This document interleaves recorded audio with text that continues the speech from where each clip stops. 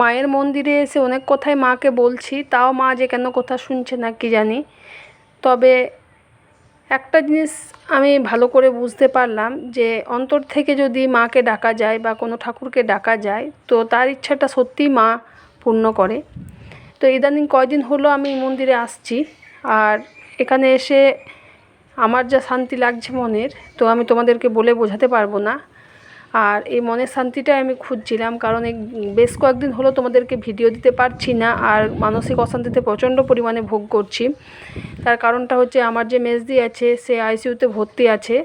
তো অনেক মানুষের প্রার্থনা ভালোবাসা তার উপরে আছে, আশা করছি সে সুস্থ হয়ে বাড়ি ফিরবে।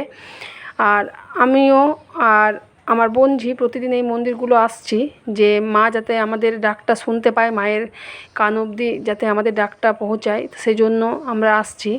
তো ভাবলাম যে অনেক দিন তো হলো তোমাদের কাছে কোনো ভিডিও যাচ্ছে না, তো আজকে বিকেলের দিকে একটু খবর পেলাম যে মেজদি অনেকটাই সুস্থ আছে, ভালো আছে। তো ভাবলাম যে একটু ছোট্ট আপডেট তোমাদেরকে দিয়ে দিই, আর আমাদের মন্দিরে দর্শন তোমাদেরকে করিয়ে দিই। তো মন্দিরগুলো দেখতে পাচ্ছ এত সুন্দরভাবে তৈরি করা হয়েছে, আর এই মন্দিরে সব কিছুরই ব্যবস্থা আছে। তো জলের সুবিধা আছে, এখানে গাছপালাও অনেক কিছু লাগানো হয়েছে মন্দিরগুলোতে, যাতে মা, তারপরে এই যে বজরংবলী, মা মনসা, রাধাকৃষ্ণ, মা কালী, এগুলো যে আছে তারা মা, তো সবাই যেন একটু করে ফুল পায় সব ঠাকুরেই। তো পরিষ্কার পরিচ্ছন্নতা তো এখানে বলবার কিছু নেই, দারুণ খুব সুন্দর ব্যবস্থা এই মন্দিরগুলোতে। তো সেজন্য ভাবলাম যে তোমাদের সাথে ভিডিওটা একটু করে নিই, আর তোমাদের সাথে একটু কথাও বলে নিই। আর অনেক দিন হলো তোমাদের সাথে কথা বলা হয়নি, সেজন্য মনটা আরও খারাপ হয়ে আছে। হয়তো আমি সব কিছুই তোমাদের সামনে ছোট বড় একটু হলেও শেয়ার করার চেষ্টা করি, তো সেজন্য একটু শেয়ার করতে চলে এলাম। আর এটা হচ্ছে মা কালীর মূর্তি, তো জানি না তোমরা কতটা স্পষ্টভাবে দেখতে পাচ্ছ।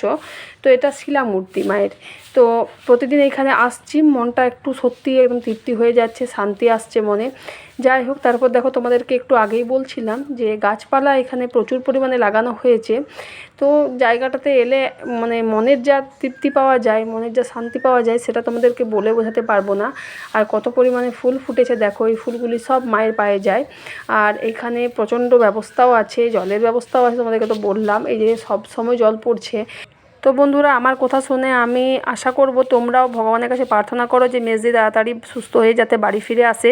তো আজকের ব্লগটা এই পর্যন্তই, দেখা হচ্ছে নেক্সট ব্লগে।